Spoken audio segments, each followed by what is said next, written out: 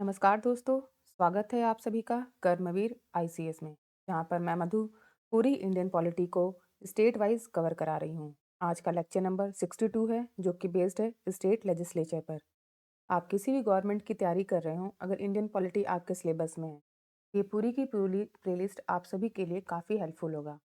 मेरी आप सभी से रिक्वेस्ट है कि इस पूरी की पूरी प्लेलिस्ट को कम से कम 3 से 4 बार जरूर दें, जिससे कि जब आप एग्जामिनेशन हॉल में जाएं और पॉलिटी क्वेश्चंस को सॉल्व करें तो आपके लिए काफ़ी इजी हो और आप अच्छे से अटेम्प्ट कर पाएँ। क्योंकि पॉलिटी एक काफ़ी स्कोरिंग सब्जेक्ट होता है और हर एग्जामिनेशन में कम से कम 20 से 25 क्वेश्चंस पॉलिटी के देखे जाते हैं और इसे पूरा 100% अटेम्प्ट करने के लिए आपको ज़रूरी है कि आप क्वेश्चंस का अभ्यास करते रहें और उसको अपने दिनचर्या में शामिल करें। तो ये जो सीरीज़ बनाई जा रही है क्वेश्चंस की, ये आपको काफ़ी हेल्पफुल होगा। तो इसी उम्मीद के साथ चलते हैं अपने पहले क्वेश्चन की तरफ। Question number first, the age of retirement of a high court जज इज। उच्च न्यायालय के न्यायाधीश की सेवानिवृत्ति की आयु कितनी है?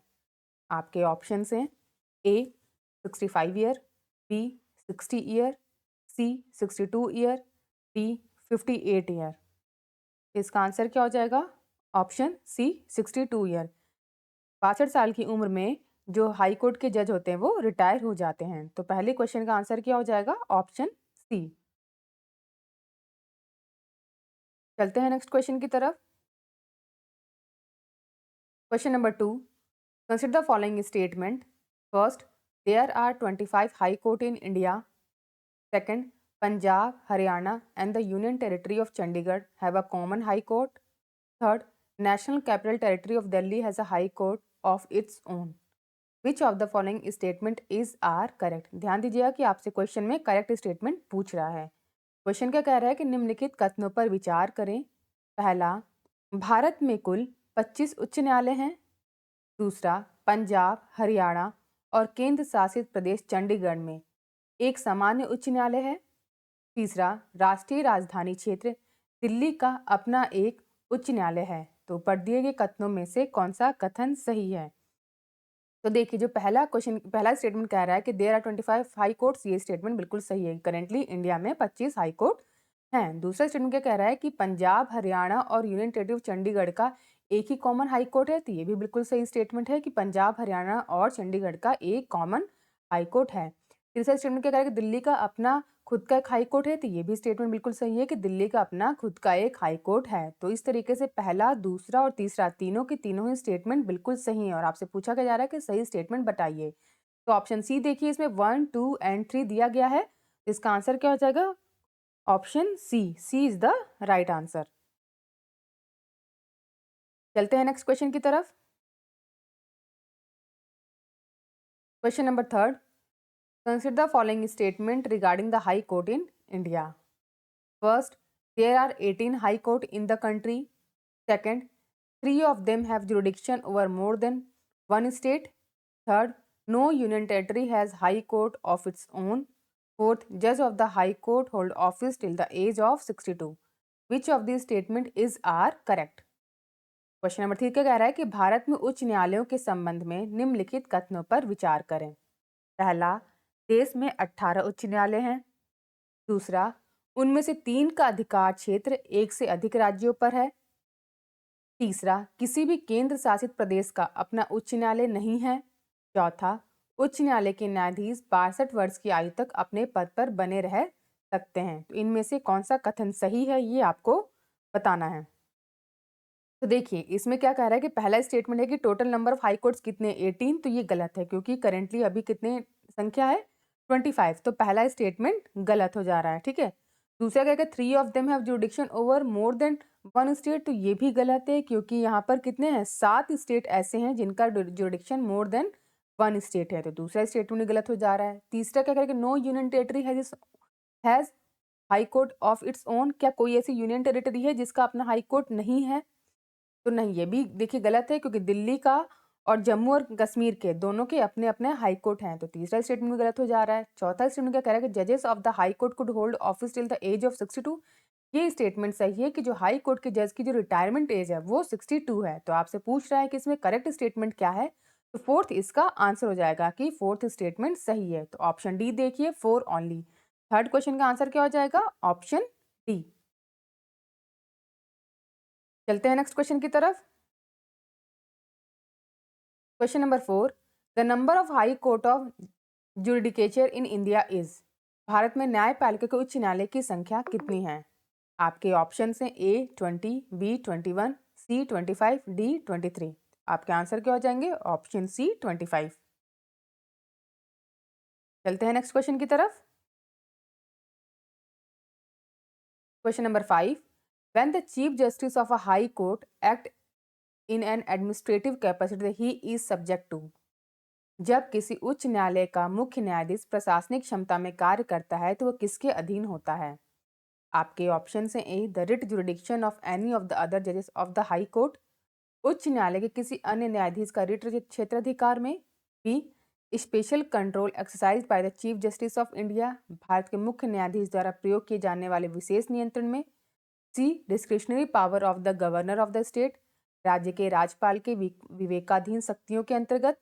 D special power provided to the chief minister in this regard, इस संबंध में मुख्यमंत्री को विशेष शक्तियां प्रदान की गई हैं।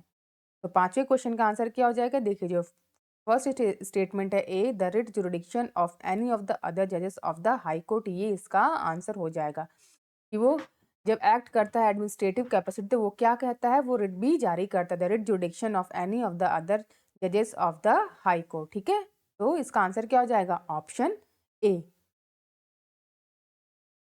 चलते हैं नेक्स्ट क्वेश्चन की तरफ। Question number 6, the power of high court to issue writ covers, writ cover जारी करने के उच्च न्यायालय की शक्ति। A constitutional right, B statutory rights, C fundamental rights, D all of above. Question number 6 का आंसर क्या हो जाएगा? Option D all of above. चलते हैं नेक्स्ट क्वेश्चन की तरफ। Match it, A habeas corpus, B mandamus, C prohibition, D certiorari, D quo warranto. तो आपको बताना है कि ये किस किस से मैचिंग है या इनका क्षेत्राधिकार क्या है या किस तरीके से इनको उपयोग में लाया जाता है। तो हैबियस कॉर्पस का मतलब क्या होता है? Late us have the body. Mandamus का मतलब क्या होता है? We command you. प्रोहिबिशन का मतलब क्या होता है? Writ to subordinate code.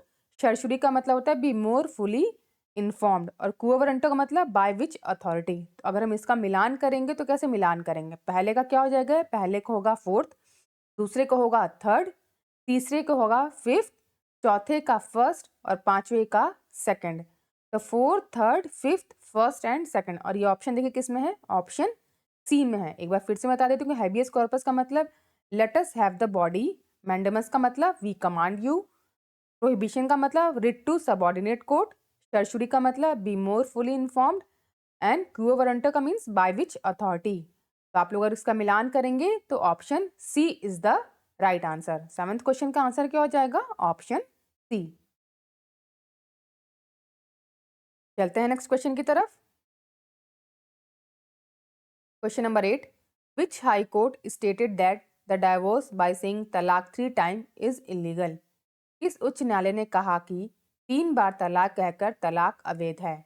आपके ऑप्शन हैं A Calcutta high court, B Allahabad high court, C Bombay high court, D Punjab high court. इसका आंसर क्या हो जाएगा? Option B Allahabad high court. ठीक है, चलते हैं नेक्स्ट क्वेश्चन की तरफ।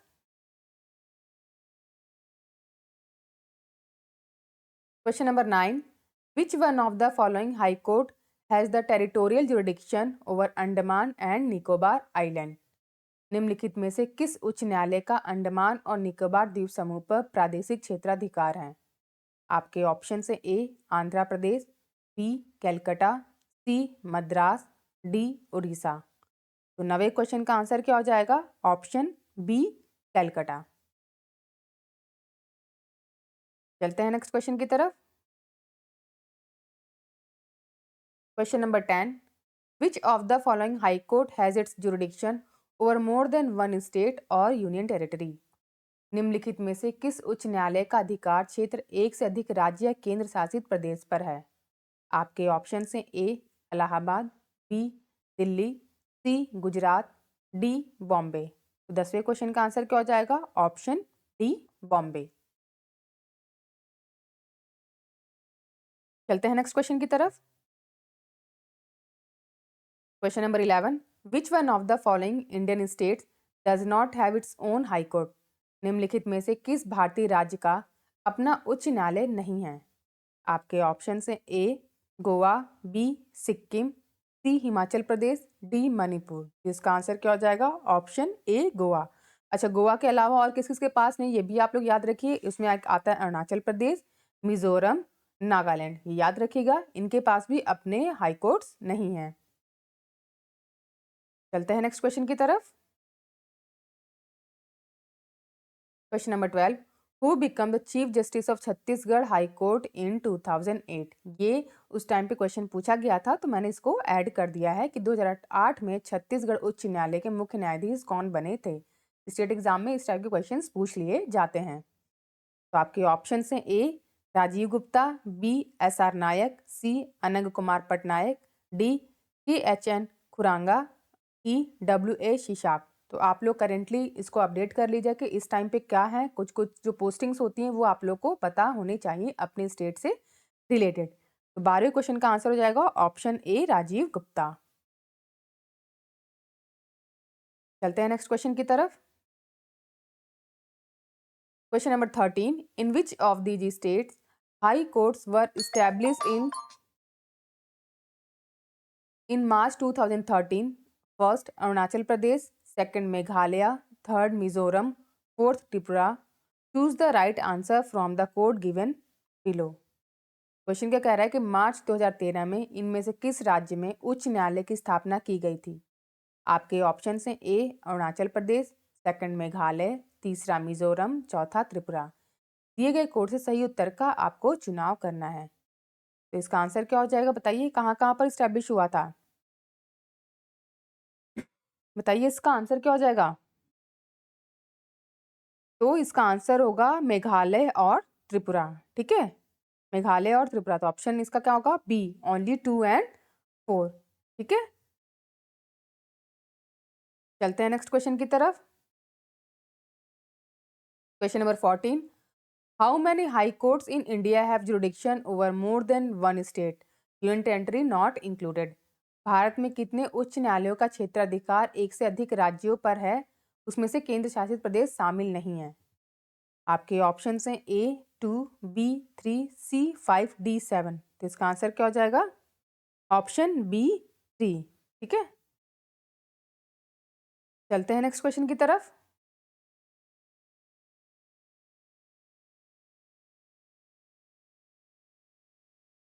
Question number 15, which of the following high court have the largest number of benches? निम्नलिखित में से किस उच्च न्यायालय में पीठों की संख्या सबसे अधिक है? आपके ऑप्शन हैं A Kolkata high court, B Madhya Pradesh high court, C Bombay high court, D Guwahati high court. तो 15वें क्वेश्चन का आंसर क्या हो जाएगा? जो इसमें हाईएस्ट नंबर ऑफ बेंचेस कहाँ कहाँ पे बैठती हैं? तो बॉम्बे हाई कोर्ट में भी बैठती हैं और गुवाहाटी हाई कोर्ट में भी बैठती हैं। तो इसका आंसर क्या हो जाएगा? Option C and D. चलते हैं नेक्स्ट क्वेश्चन की तरफ। Question number 16, which one of the following subjects come under the common jurisdiction of the supreme court and the high court? निम्नलिखित में से कौन सा विषय सर्वोच्च न्यायालय और उच्च न्यायालय के सामान्य क्षेत्राधिकार के अंतर्गत आता है? आपके ऑप्शन हैं A mutual dispute among state, B dispute between centre and state, C protection of fundamental rights, D protection from the violation of the constitution. तो 16वें क्वेश्चन का आंसर क्या हो जाएगा? Option C protection of fundamental right, मौलिक अधिकारों का संरक्षण। चलते हैं नेक्स्ट क्वेश्चन की तरफ। Question number 17, in which petition judiciary order executives to perform their duty? किस याचिका में न्यायपालिका अधिकारियों को अपना कर्तव्य निभाने का आदेश देती है? आपके ऑप्शन हैं A habeas corpus, B mandamus, C prohibition, D quo warranto. तो 17वें क्वेश्चन का आंसर क्या हो जाएगा? Option B mandamus. Next question. Question number 18. When the Supreme Court issue a writ to a person or to an institution to perform its duty, it is called. जब सर्वोच्च न्यायालय किसी व्यक्ति या संस्था को अपना कर्तव्य निभाने के लिए रिट जारी करती है तो उसे क्या कहते हैं? आपके ऑप्शन हैं A certiorari, B mandamus, C quo warranto, D habeas corpus. इसका आंसर क्या हो जाएगा? Option B mandamus. चलते हैं नेक्स्ट क्वेश्चन की तरफ। Question number 19. Which one of the following is not the main jurisdiction of the High Court of a state? निम्नलिखित में से कौन सा किसी राज्य के उच्च न्यायालय का मुख्य क्षेत्राधिकार नहीं है? आपके ऑप्शन हैं A advisory jurisdiction, B original jurisdiction, C supervisory jurisdiction, D appellate jurisdiction. तो 19th क्वेश्चन का आंसर हो जाएगा option A advisory jurisdiction. Next question. Which among the following is issued when the procedure is pending in court? निम्नलिखित में से क्या तब जारी किया जाता है जब प्रक्रिया अदालत में लंबित हो? आपके ऑप्शंस हैं A mandamus, B certiorari, C prohibition, D quo warranto. तो 20वें क्वेश्चन का आंसर क्या हो जाएगा? Option C prohibition.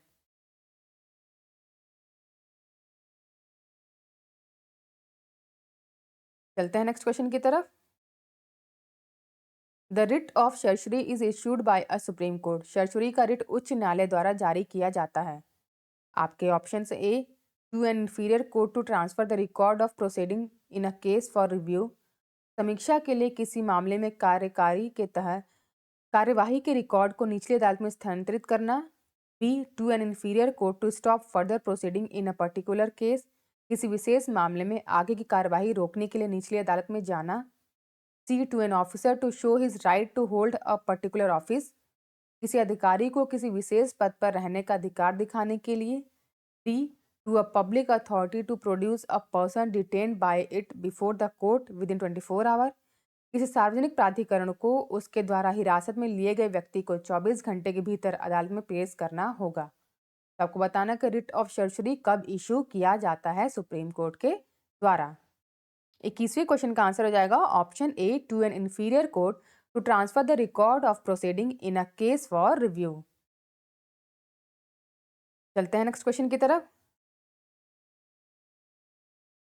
Question number 22. Which one of the following writ examine the functioning of subordinate court?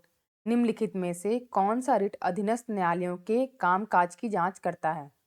आपके ऑप्शन हैं A quo warranto, B mandamus, C certiorari, D habeas corpus. तो 22वें क्वेश्चन का answer क्या हो जाएगा? Option C सर्श्योरी।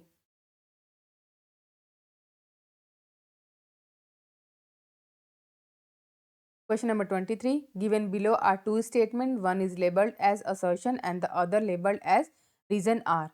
Assertion A. Willful disobedience or non-compliance of court order and use of derogatory language. Reason R. Judicial activism cannot be practiced without arming the judiciary without punitive powers to punish contemptuous behavior. In the context of the above two statements, which one of the following is correct? तो question क्या कह रहा है कि नीचे दो कथन दिए गए हैं, एक को दावा के रूप में लेबल किया गया है और दूसरे को कारण के रूप में लेबल किया गया है। दावा ए जानबूझकर अवज्ञा या अदालत के आदेशों का अनुपालन न करना और अपमानजनक भाषा का उपयोग करना। कारण अवमाननापूर्ण व्यवहार को दंडित करने के लिए न्यायपालिका को दंडात्मक शक्तियों के लैस किया बिना न्यायिक सक्रियता का अभ्यास नहीं किया जा सकता है। तो उपरोक्त दो कथनों के संदर्भ में निम्नलिखित में से कौन सा कथन सही है? तो बताइए कि कौन सा स्टेटमेंट सही है, ये आपको बताना है। देखिए जो दोनों स्टेटमेंट है, स्टेटमेंट तो सही है, तो क्या आपको लग रहा है कि रीजन आर जो है वो असर्शन ए को सही व्याख्या कर रहा है, उसका करेक्ट एक्सप्लेनेशन है? तो ये गलत है, ये उसकी सही व्याख्या नहीं कर रहा है। इस तरीके से both A and R true but R is not the correct explanation of A. ठीक है, स्टेटमेंट सही है बट उसका रीजन गलत है, रीजन वो नहीं दे रहा है। तो इसका आंसर क्या हो जाएगा? Option B both A and R true but R is not the correct explanation of A. 23rd का आंसर क्या हो जाएगा? Option B. चलते हैं नेक्स्ट क्वेश्चन की तरफ। Question number 24. Consider the following statement and choose the correct answer from the code given below. Assertion A. The public interest litigation permit public minded citizens to reach the court of law. Reason: the public minded people may seek justice for the person who is unable to reach the court of law for any reason. Select the correct answer using the code given below. निम्नलिखित कथनों पर विचार करें और नीचे दिए गए code से सही उत्तर का चुनाव करें। दावा ए, जनहित याचिका सार्वजनिक विचारधारा वाले नागरिकों को कानून की अदालत तक पहुंचने की अनुमति देती है। कारण: सार्वजनिक विचारधारा वाले लोग उस व्यक्ति के लिए न्याय की मांग कर सकते हैं जो किन्हीं कारणों से अदालत तक पहुंचने में असमर्थ है। नीचे दिए गए कोड का उपयोग करके सही उत्तर का आपको चुनाव करना है। तो 24वें क्वेश्चन का आंसर क्या हो जाएगा? देखिए, ये जो असर्शन है, the public interest litigation permits public minded citizen to reach the court of law, ये असर्शन बिल्कुल सही है। अब इसका रीजन क्या कह रहा है? The public minded people may seek justice for the person who is unable to reach the court of law for any reason. ये इसका रीजन बिल्कुल सही है, इसीलिए पब्लिक इंटरेस्ट लिटिगेशन लाया गया था। तो असर्शन भी सही है और रीजन भी असर्शन की सही व्याख्या कर रहा है। तो इसका आंसर क्या हो जाएगा? Both A and R are true and R is the correct explanation of A. 24 question का आंसर क्या हो जाएगा? Option A. चलते हैं नेक्स्ट क्वेश्चन की तरफ। Question number 25, assertion A, the scope of judicial review is limited in India. Reason: Indian constitution is a bag of borrowing. Select the correct answer using the code given below. Bharat में न्यायिक समीक्षा का दायरा सीमित है। कारण: क्योंकि भारतीय संविधान उधार का एक थैला है। तो नीचे दिए गए कोड का उपयोग करके आपको सही उत्तर का चुनाव करना है।